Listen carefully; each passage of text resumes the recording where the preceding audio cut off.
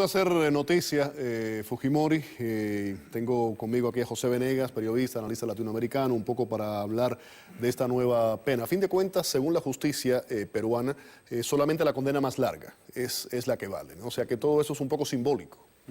Pero va sumando condenas. Llega a 60 años, pero de nuevo, según tengo entendido, solamente 25 llega es hasta el 25 máximo. es el máximo. Sí, tengo entendido lo mismo. Yo creo que el caso Fujimori es emblemático e importante porque representa, digamos así, el avasallamiento del poder, de la ley a través del ejercicio del poder en nombre de una representación democrática de un gobierno que uno lo tiene que identificar, digamos, en una simplificación ideológica como de derecha. Y creo que es un antecedente muy interesante. Si vos te fijás, las 5 condenas que ha tenido Fujimori son normalmente actos que se cometen en los países que hoy denominamos del socialismo del siglo XXI. El tema de la reelección indefinida, un poco que Fujimori fue quien inventó, fue el precursor un poco, ¿no? De todo Exacto, esto. esa argumentación según la cual después de una reforma de la Constitución el segundo mandato no es segundo mandato sino primer mandato. El ir, digamos, contra el Congreso y disolverlo, los casos de transfugismo, la compra de congresistas de la oposición, en este caso la utilización de fondos públicos para comprar la línea editorial de determinados diarios. A través de Montesinos. Entraba ese dinero, compraba una serie de titulares que hablaban bien con él y supuestamente pues eso influyó, ¿no? Pues en la elección del año 2000 claro, específicamente. Dinero dedicado a las Fuerzas Armadas que se malversaba en función de esta campaña política. Esto es la rutina de los países del socialismo del siglo XXI. Yo creo que por algún motivo el caso de Fujimori no ha sido levantado por los simpatizantes de estos nuevos regímenes que han duplicado, triplicado, cualquier cosa que se le pueda imputar a Fujimori. Porque uno lo podría tomar como un caso de doble estándar, ¿no? Claro, claro. Pero también lo puede tomar como un antecedente importante de la justicia que va a venir, ¿no? Estas condenas que han pesado sobre Fujimori, ¿pesarán sobre los otros presidentes que han incurrido en los mismos actos? Esa es la doble moral, ¿no? De la que hablamos muchas veces, lo hemos comentado tú y yo aquí en el programa. Ollanta Humala rechazó otorgarle el indulto humanitario. Hoy día Fujimori tiene 76 años, problemas de salud. La pregunta es si ese indulto pudiera revivirse próximamente. Quiero hablar contigo de otro tema, desde el ángulo latinoamericano. Ahora la rumorología, como decía yo, ayer lo comentábamos en el programa y decía que no se debía hacer uno eco de ningún tipo de rumor. De nuevo, una vez más, llegan durante muchos años, ha estado ocurriendo esto, volvió a fallecer, a morir Fidel Castro. Me preguntabas antes que qué yo pensaba y te decía que es la muerte biológica que es algo realmente irrelevante. En ese momento, desde el momento que colapsa la Unión Soviética, en el año 90, su revolución, por lo que él luchó, sus ideales, fueron cayendo hasta convertirse en un cadáver político y en un fracaso total esa revolución que hizo. Pero quiero saber tu opinión, ¿cómo observa, cómo mira América Latina todo esto? Yo creo que los recientes acontecimientos, el cambio en la relación con Estados Unidos, hace desde algún punto de vista un poco menos espectacular un posible fallecimiento de Fidel Castro. Como vos decís, ha ido no solamente mermando la posibilidad de llevar adelante lo que se ha invocado como ideales, sino que yo creo hoy que el comunismo es nada más que una invocación instrumental para un proyecto de concentración extrema y total del poder en función de la conservación de la propia impunidad. Me parece que los Castro son perfectamente conscientes, porque son inteligentes, del fracaso de su sistema y del fracaso del socialismo, y que el mantenerlo hoy tiene que ver con mantenerse libres o impunes frente a los acontecimientos y a la posibilidad inclusive pero de ser irónicamente, juzgados en el Raúl, futuro. y lo dijo en el discurso reciente, a mí me hace mucha gracia cuando hablamos de esto, sabes que el día de ese famoso acuerdo entre Obama y Raúl Castro se dirigió al pueblo cubano y simultáneamente lo hizo hasta Barack Obama aquí a los estadounidenses. Si uno ve los discursos, parece un acuerdo diferente, porque son dos discursos con dos lecturas totalmente diferentes de una conversación. En ese momento, Raúl Castro, vestido de verde olivo, de militar, desde su oficina, le habla al pueblo cubano y en cierta forma vuelve a repetir lo que está justificando una serie de cambios económicos para poder mantener el modelo socialista.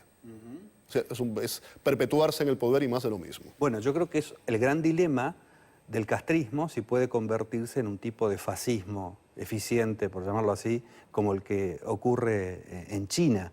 ¿no? Parece un sistema bastante más rígido, más difícil de flexibilizar el régimen de Castro que el de China. Parece inclusive difícil que lo puedan lograr, pero yo creo que debe estar en la cabeza de más de uno de los dirigentes, no sé si de la familia cercana, del círculo más cercano a Fidel Castro, pero sí dentro, me parece a mí, del Partido Comunista. Sería la salida. De hecho, Cuba ya ha estado aliada a un sistema fascista como es el sistema de Venezuela, que puede ser caracterizado de esa manera, ¿no? En principio sería una cosa incompatible con la otra. Lo que pesa acá es la supervivencia, lo que puede pasar a futuro no se sabe, ¿no?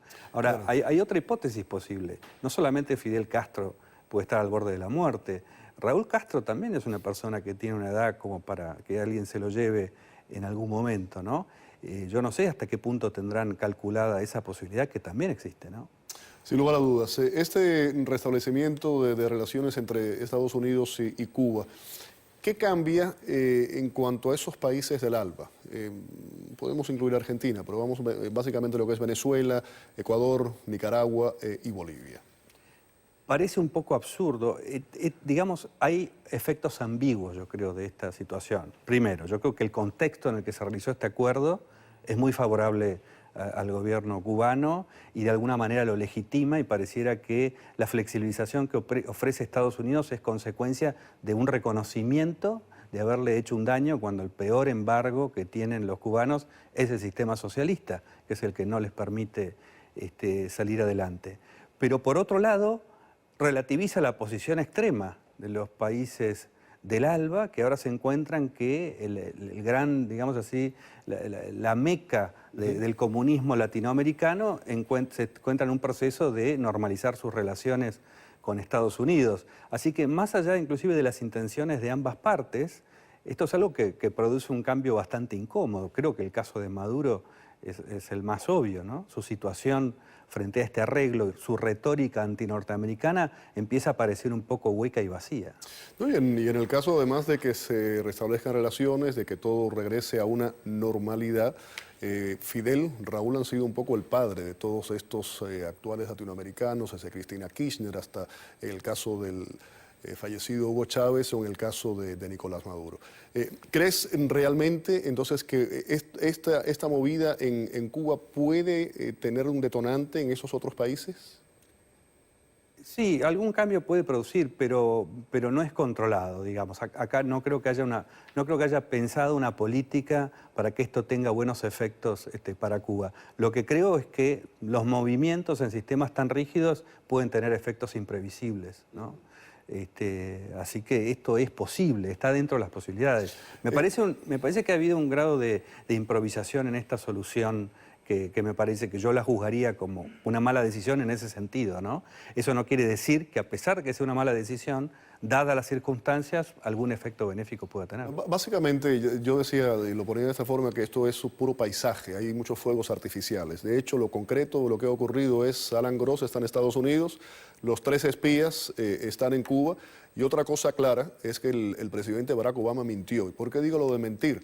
Porque estuvo durante 5 años él y su administración diciendo que no iba a haber un intercambio porque Alan Gross no era un espía, era un contratista y que nunca iban a hacer ese tipo de canje por personas a las que consideraban espías, y a fin de cuentas sí se hizo. O sea que eso ha sido tal vez un poco lo sorpresivo, ¿no? Bueno, y además creo que de hecho eso fue lo que habilitó la absurda propuesta del intercambio que hace Maduro, ¿no? de Leopoldo López, un nacional, por un condenado. Esto que suena muy ridículo, está habilitado, de alguna manera utiliza ese acuerdo que ya el presidente Barack Obama posibilitó, se encuentra legitimado para pedir este absurdo, ¿no? Sí, y el levantamiento del embargo no va a ocurrir, eso se ha codificado a través de la ley Hans-Berton, no puede ser así como así, tiene que ir a través del Congreso.